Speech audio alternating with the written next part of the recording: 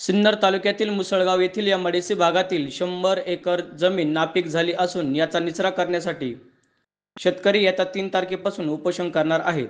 परिवर्तन कामगार सेना महाराष्ट्र राज्य अंतर्गत प्रदूषण नियंत्रण महामंडळ नाशिक कार्यालयासमोर शेतकऱ्यांचे बेमुदत साखळी उपोषण. उपरोक्त विषयांवर सिन्नर सिटी मुसळगाव एमआयडीसीमध्ये तब्बल 40 कंपन्या या केमिकलचे उत्पादन करतात. पण एखादं उत्पादन करताना वापरत असलेले केमिकलयुक्त पाणी गेल्या 15 ते 20 वर्षापासून उघड्यावरती सोडलेले आहे. त्यामुळे सदर परिसरातील जवळपास 100 एकर शेतजमीन नापीक झाली आहे. पिण्याचे पाणी, विहिरीत असलेले पाणी सुद्धा दूषित झाले आहेत.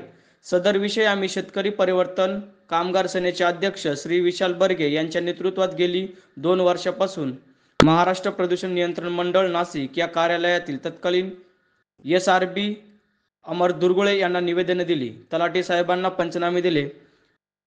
प्रदूषित झालेल्या विहिरी दाखवल्या. कंपन्यांना बाहेर टाकलेले वेस्ट वॉटर दाखवले. हे सगळे पुराव्यानिशी दाखवून आपण आजपर्यंत कुठल्याही प्रकारची कारवाई महाराष्ट्र प्रदूषण नियंत्रण मंडळातील कर्मचाऱ्यांनी केली नाही. यासाठी हे उपोषण करण्याचा निर्णय या शेतकऱ्यांनी घेतला आहे.